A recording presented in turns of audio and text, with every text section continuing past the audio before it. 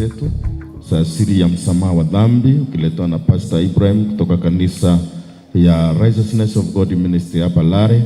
Ni na moyo wa sifa na moyo wa shukrani kwa sababu ya neema Mungu amenijalia ili tuweze kukutana na wewe katika studio hii ya Meru TV.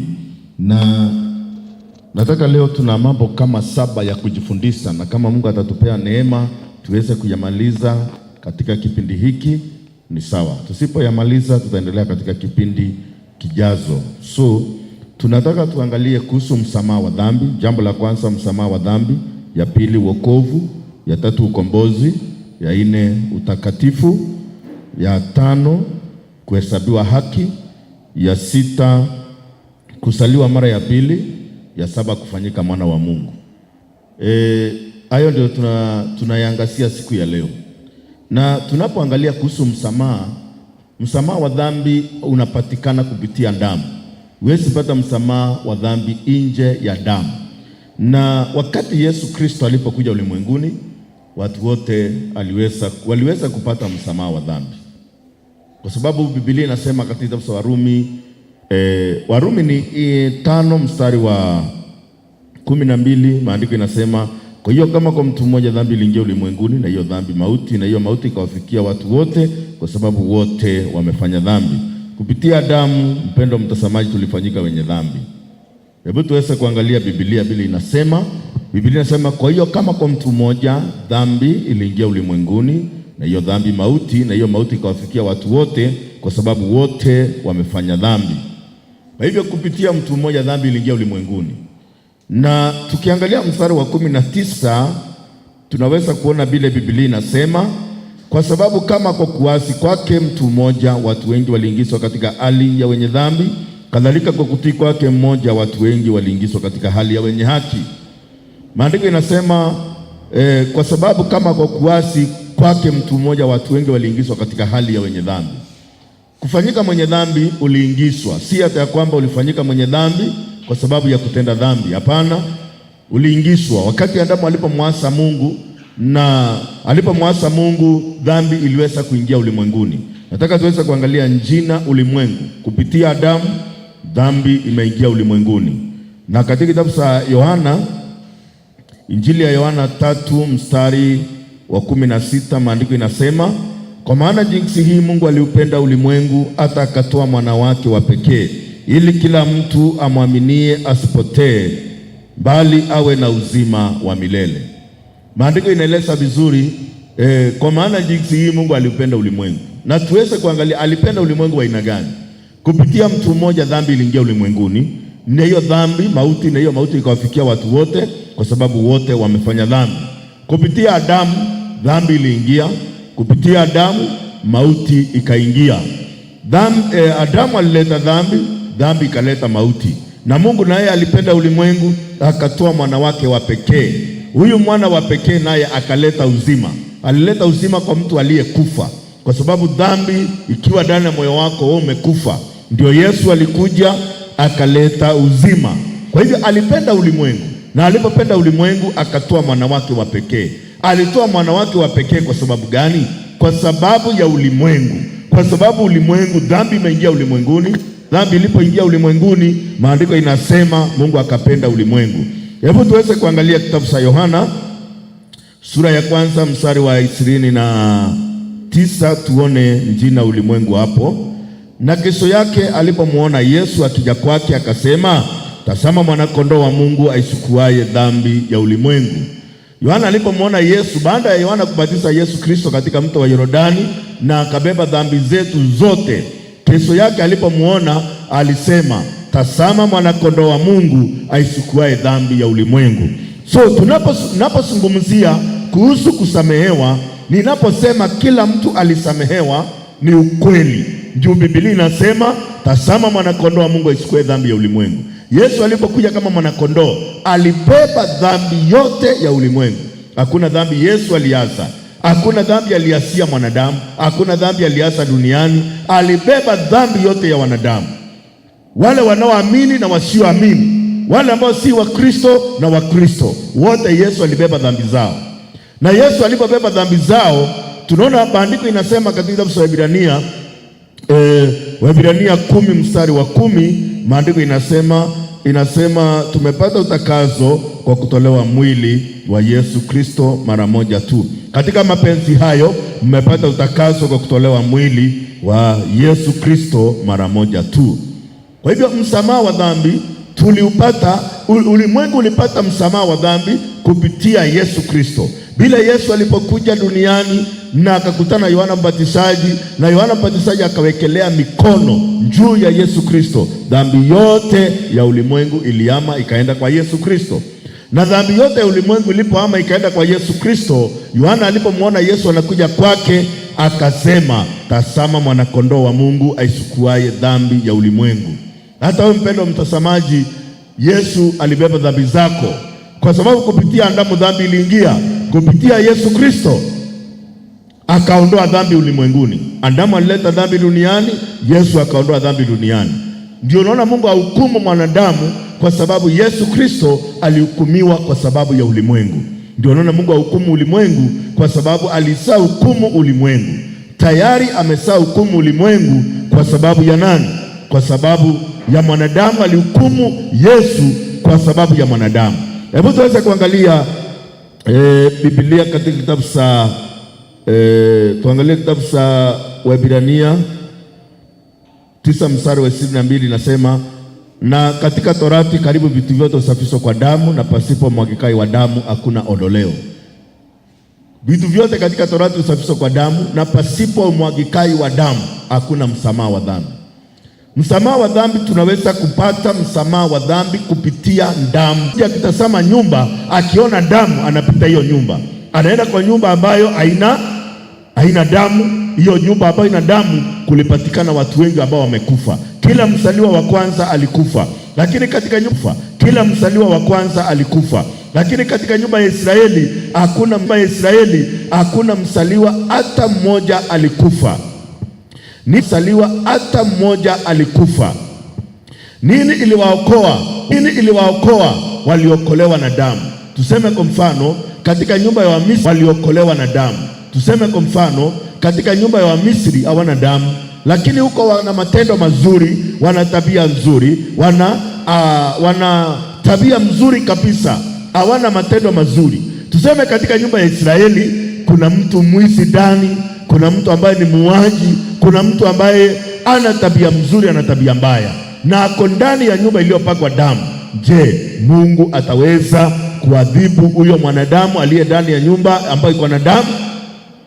Ataadhibu hiyo nyumba, kwa sababu akiona damu anaona dhambi ya yule mtu ako ndani, dhambi yake imesalipiwa.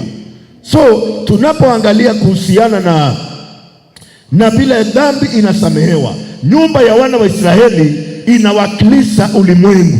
Wakati Yesu alipokuja alipaka damu katika ulimwengu, na ndio unaona Mungu hahukumu mwanadamu, Mungu hahukumu ulimwengu, kama vile alikuwa anafanya wakati wa Nuhu, kama vile alifanya wakati wa Sodoma na Gomora. Unaangalia unaona Mungu hafanyi hivyo. Kwa nini Mungu hafanyi hivyo kwa sasa? Kwa sababu alisa hukumu Yesu Kristo kwa sababu ya ulimwengu. Haleluya.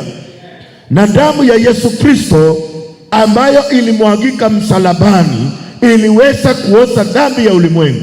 Kwa hivyo ni nini Mungu anaangalia? Mungu anaangalia tabia ya mwanadamu, anaangalia matendo ya mwanadamu, ama Mungu anaangalia damu duniani? Ni bimurungu olelasia mvigurune kiria na Israeli bimura ikoroko wakworo olelasia atolelasia ndo abaidene olelasia kedwa nyumbe uye na dereke. Ni nini aswa Mungu anaangalia? Mungu anaangalia nini? Mungu anaangalia damu. Na ndio Yesu Kristo alipokuja duniani aliweza kuosha dhambi zote za ulimwengu. Tukiangalia hapa kuna msalaba. Msalaba kumaanisha ulioza dhambi ya kona zote za dunia. Kona zote za dunia, damu ya Yesu Kristo ilioza dhambi, kama vile kuhani alikuwa anapaka damu katika pembe za madhabahu. Kwa hivyo tukiangalia hapa, Yesu Kristo, damu iliyotoka kichwani mwake iliweza kuosha dhambi. Damu iliyotoka katika mikono yake iliweza kumwagika kwa sababu ya dhambi ya ulimwengu. Kwa hivyo kona zote za dunia Damu ya Yesu Kristo iko hai na ilipakwa kila kona ya dunia. Lakini kuna damu iliyotoka katika ubavu wa Yesu Kristo. Damu ambayo imetoka katika ubavu wa Yesu Kristo, hii inaosha dhambi iliyo ndani ya moyo, na hii ndio tunasema inaitwa wokovu. Kwa hivyo kila mtu amesamehewa kupitia damu ya Yesu Kristo, kupitia msalaba. Kila mmoja wetu amepata msamaha wa dhambi, lakini kitu kila mtu hayapata ni wokovu. Wokovu ni individual. Wokovu si wa jumuiya. Wokovu ni wa mtu mmoja, lakini msamaha ni wa kila mtu. Msamaha ni kila mtu wako katika dunia. Bila dhambi iliingia duniani, watu wote wakafikiwa na dhambi.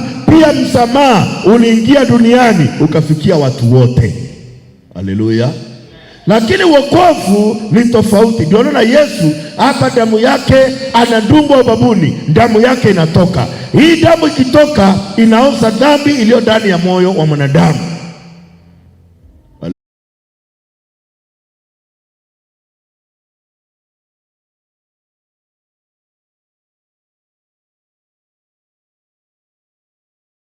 Tekiano kwa awetekia, lakini kwa tuega kwena atuende ya isele, atua ya isele iwonokyo.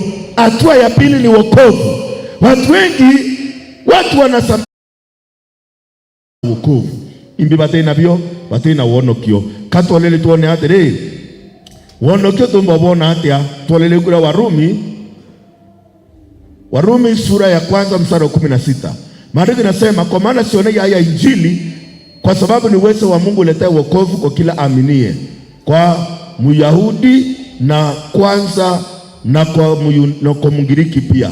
Maandiko inasema sionei haya Injili, maana ni uweza ama ni nguvu ya Mungu inayoleta wokovu kwa kila aaminie. Kwa wokovu umewekwa kwa imani. Msamaha tunapata kwa damu iliyotiririka msalabani, ambaye hakuna damu nyingine itakayotiririka. Hiyo damu iliyotiririka iliosha dhambi zote za ulimwengu, na hakuna dhabihu nyingine itawahi tolewa kwa ajili ya dhambi. Lakini kupata wokovu ambayo ilikuja na Adamu, na alipoosha hiyo dhambi ikawa Mungu haoni dhambi tena. Hii ni kama vile wewe uko na deni na umeshindwa kulipa. Baada ya kushindwa kulipa unalipiwa deni. Sasa unapolipiwa deni na ujui ulilipiwa deni, uko na deni lakini si deni ya ukweli, kwa sababu tayari mdeni alilipwa, lakini ndani ya moyo unajihisi wewe ni mdeni. Hiyo kujihisi wewe ni mdeni, hii si deni ya kweli, kwa sababu deni ya ukweli ililipwa. Hiyo deni ambayo si ya ukweli inahitaji ilipwe, ama unahitaji kujulishwa deni ililipwa. Jina nyingine chini ya mbingu waliopewa wanadamu itupasalo sisi kuokolewa kwalo. Hakuna wokovu kwa mwingine. Huwezi wapata wokovu nje ya Yesu Kristo. Wokovu uko ndani ya Yesu Kristo. Na ndio maandiko inasema kitabu cha Mathayo sura ya kwanza mstari 21, atasaliwa mwana, jina lake ataitwa Yesu, ndiye atakaye okoa watu wake na dhambi zao. So hakuna wokovu kwa mwingine. Wokovu hatupati kwa mwingine, na hakuna jina lingine walilopewa wanadamu chini ya mbingu wapasalo kuokolewa kwalo isipokuwa jina la Yesu. Wokovu uko kwa Yesu, na wokovu uko hapo. Ndio dini wanakufia hapo. Wanalitia jina la Bwana wapate wokovu. Wanalitia jina la Bwana kwa sababu wanajua hakuna wokovu kwa mwingine, wanaanza kulitia jina la Bwana. Lakini hawaende mstari wa 14. Basi wamuitaye yeye wasiyemwamini watamuitaye yeye wasiyemwamini, tena watamwaminia yeye wasiyemsikia, tena watamsikiaye pasipo mhubiri. Watu wanaita jina la Yesu bila mhubiri wa ukweli. Unasiri kutana na wenye dhambi wengine, wanaanza kuambia bila unaosha dhambi zako, bila wewe utakuwa mtakatifu, bila unafaa utubu kila dakika, na bila unaweza kupata wokovu. Basi watamuitaye yeye wasiyemwamini, watamwaminia yeye wasiyemsikia, tena watamsikiaye pasipo mhubiri. Watamsikiaye pasipo mhubiri. Haleluya! Wokovu tunaupata kwa njia ya imani. Hakuna njia nyingine ya kupata wokovu, na Biblia inatueleza vizuri njia ya kupata wokovu. Tuangalie kitabu